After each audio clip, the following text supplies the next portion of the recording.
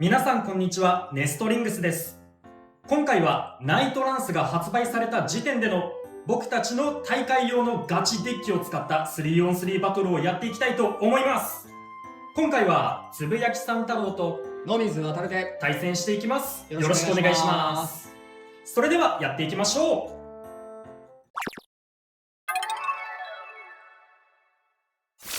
それではシュートポジションを決めるじゃんけんをしていきたいと思います。最初はグー、じゃんけんぽい。つぶやきさん太郎はこのままレフトサイドを使っていきます。お互いのファーストベイ、せーの、じゃん。ヘルズサイズ 380B。 ナイトランス 380F。 ファーストバトルレディーセット。3、2、1、ゴーシュー。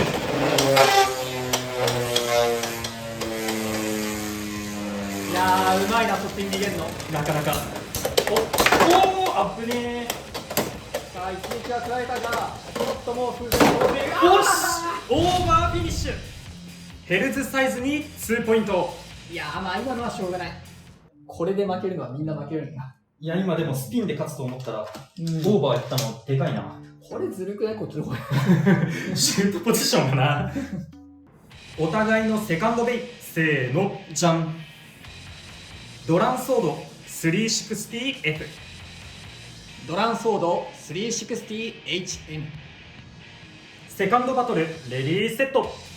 3、2、1、ゴーシュー。あー、嘘。エクストリームフィニッシュ。ノビズ渡るのドランソードに3ポイント。まあアタック使うとね、リスクがあるからね。お互いのサードベイ、せーの、じゃん。ナイトランス 460T。 ヘルズサイズ 480B。 サードバトルレディーセット。3、2、1、ゴーシュー。オーバーフィニッシュ。ナイトランスに2ポイントということで 3on3 バトルの勝者はつぶやきさん太郎です。ありがとうございました。いやー悔しいな、この負け方。危ねえ、めちゃめちゃヒヤッとした。エクストリームで3点取られたから、衝撃で出てっちゃうとちょっとなんか不服というか、でもしょうがない。今のは俺もうちょっとねボールが回るかと思ったらね、なんか今日綺麗に中央にとどまっちゃうんだ。打った後すぐに決まっちゃうとちょっとヒュンってなっちゃうよな。というわけで 3on3 バトルが終わりましたが、いかがだったでしょうか。いやーオーバー2回で負けるのは悔しいな。今回も大味なバトルだったね。まあ1回目はね正直スピンで負けるかなと思ったらなんかオーバーしちゃったのが痛かったのと、2回目はねいつもボール軸ってもうちょっと広がるイメージだったんだけど、今日なんかすんなり中央にスンって落ち着いちゃってね、結構打ってから早めにぶつかってオーバーできたね。それをもう後ろからエクストリームダッシュ決められちゃって、いやちょっとな、もうちょっと普段回ってるんだけどなっていう感じがして、やっぱね真ん中は危険なんでね。そうね。あとシュートポジションも俺左側レフトポジション取れたのが大きかったかなっていうところもあるな。やっぱなんか左ちょっと有利感するよね。特にエクストリームダッシュ決めたいアタックタイプとかはなんか左ポジションの方がいいような感じがしないこともないかなとはそうだね。思いますね。人によるかもしれないけど俺たちはみんなそう思ってるね。まあ俺も基本的に取るなら左取りたいかなっていうような印象はあるかな。まあ一応それを負けちゃったんだけど、俺のベイのねコンセプトを話しておくとすると、このナイトランス前回の動画で話したようにまあ傾きやすくて、でかつバーストしやすくてちょっといろいろ難があるよっていう感じだったので、まあ重さがあるからアタックとして使おうと思って結構弾くしっていうのでフラットにして、こっちの方が硬かったから、380の方がラチェットが硬かったから、まあバーストしづらくして、かつね上から押さえつけられるような形にしてみた。このフラットがさ、まあ、今回うまくいかなかったんだけど結構ね姿勢整えやすいんだよ。そうだね。これ平たいからね、だからこいつの傾きやすいっていう特徴と、まあこのフラットのね傾きにくいって特徴を合わせて序盤でめちゃめちゃ当たって相手のスタミナを削った後に、まあ、中央でこいつでスピンフィニッシュを取るっていうちょっと変則なね、形のカスタムにしてみたんだけど、まあうまく決まらなかったなっていう感じ。で、あとこのね、ドランスフォードのハイニードル。ナイトランスと一緒で、なんかちょっと使ってあげたいなと思って採用してる節はあるんだけど、ドランスフォードのニードルっていうのがさ、ヘルズサイズ対面とかで結構こう、相手のバースト取りやすくって、下に潜りやすくっていい感じなんだけど、倒れた時にさ、戻ってこれなかったのよ、ニードルって。だけど、ハイニードルだったら、そこまできつくないから倒れるのが。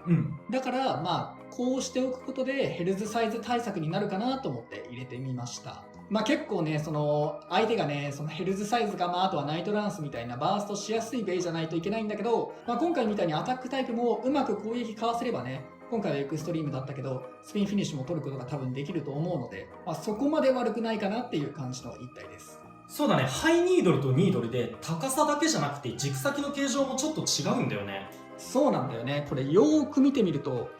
ね、ニードルの方がこの角度が深くて、ハイニードルの方が角度が浅いんだよね。だから傾き方がハイニードルの方がちょっと浅め。で、ニードルは本当にすっげえ傾いちゃうっていう感じかな。ね、これ俺発売前高さだけかなって思ってたからびっくりした。公式の動画見たら全然違うじゃんと思って。ね、もうハイニードルっていうか別のドライバーじゃないかって思っちゃうぐらい違ってたからね。ここはちょっとそれをうまく使うことができたら面白いのかなって思うようなポイントだと思います。最後のヘルズサイズに関してはもはや言うことない、おそらく現環境最強機。なんでここがね、380の場合もあるし、480の場合もあるけど、間違いなく今の環境一番強いんじゃないかなと思います。ただやっぱり、いくらこいつが強いからといって、オーバーやエクストリーム、バーストで負けないってことはないから。だから勝ち取りに行きたいときは、今回みたいなオーバーフィニッシュやバーストフィニッシュ、エクストリームフィニッシュを狙うってのが一番いいのかなとは思っちゃったりしてます。僕とね、つぶやきさん太郎は大会にも出てきたけど、実際にね、G3 大会に参加してきたんですが、ヘルズサイズはやっぱ一番人気だったからね。ね、使ってる人多かったね、やっぱ。でもやっぱりさ、なんて言うんだろう、前のさ、ベイブレードバーストだと、ワールドディアボロスとかがさ、もうほぼ9割以上のシェアみたいなさ、そうね。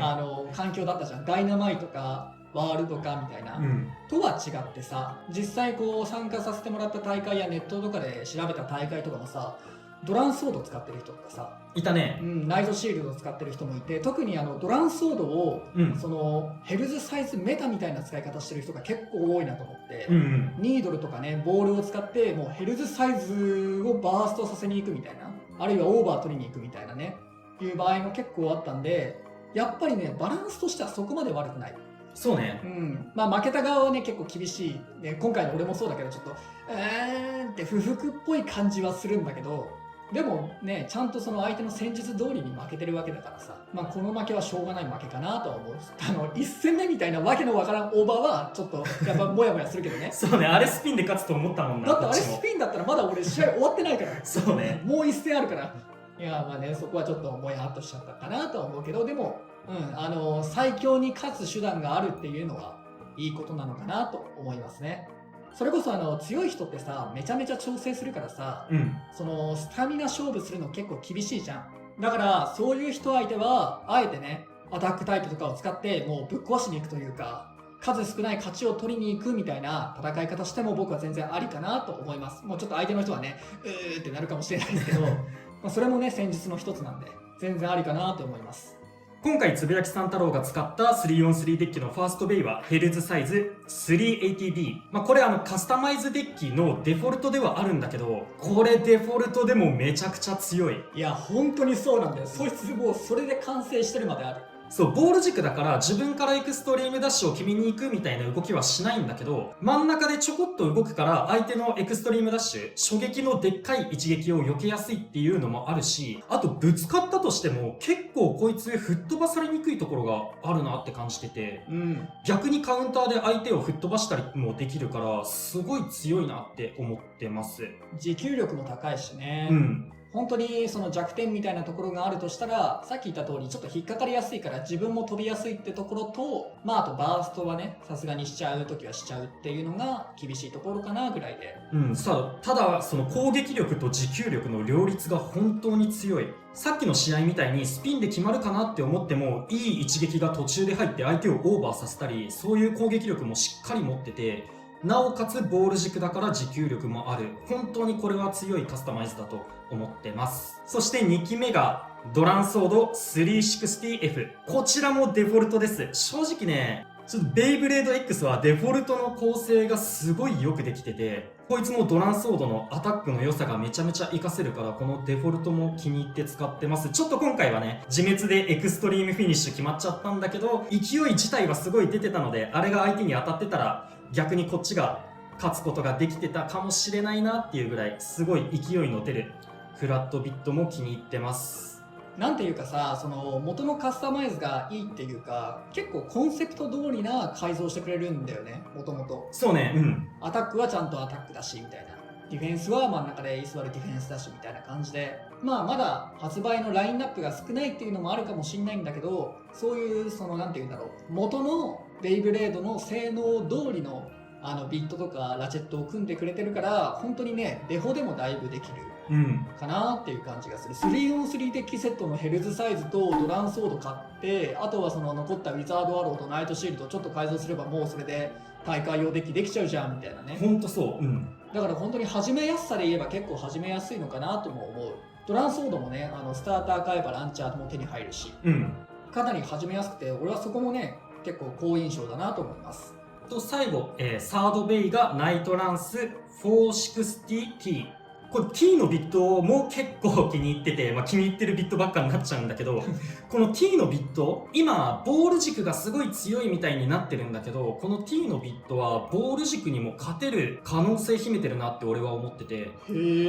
結構斜めにシュートしてあんまり暴れないようにして、最初の方でうまいこと相手にぶつかることができると、その後の持久戦もボールに勝てるぐらい、この T のビットは優秀だなって感じてます。俺のさっきの F みたいな感じか。最初に相手に当ててスタミナを削った後に持久戦をするっていうので、F よりも T の方がね、確かに最後の持久の伸びはいいからね。そうなんだよ。最後の持久の伸びが本当 T は優秀だなって感じてて、これも気に入ってます。気に入ってるのばっかだな。ちょっとね、T はでもね、傾いた時に戻ってこれないことが多々あって、個人的にはね、そこをもうちょっとどうにかしたいなと思ってるとこ。でもそれは調整次第なのかなとも思うけど。で、上をナイトランスにしてるのは、こいつも結構アタック力がある。引っかかりが多いし、重さもそこそこあるからちょうどいいなっていう。形も綺麗だしね。でもこうやって2人の 3on3 デッキ見てもさ、今回はちょっと俺はナイトランスをどうにかして使ってあげたいとか思ってたから若干濁っている感じはしなくもないんだけど、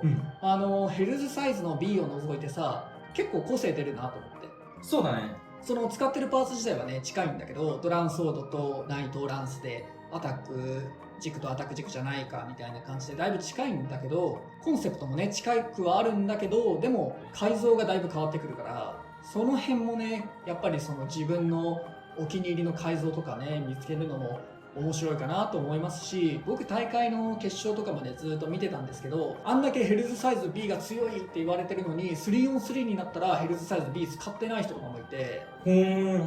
T 使ってる人も残ってたし N 使ってる人も残ってたから、やっぱなんかそのヘルズサイズ B が一番強いけど、そればっかにこだわると他のとこが負けちゃってみたいな感じもあるんで、やっぱ 3on3 の方が当然なんだけどね、戦略性は上がるし、結構こうデッキまだみんなバラバラなのかなとか思ったりはしますね。そういうカスタマイズ性の幅があるっていうのは、ベイブレード X いいところかなと思います。ぜひね、皆さんも自分の強いと思う 3on3 デッキ組んで遊んでみてください。ということで、この動画が良かったらグッドボタンとチャンネル登録をよろしくお願いいたします。それでは次の動画でまた会いましょう。バイバーイ。バイバーイ。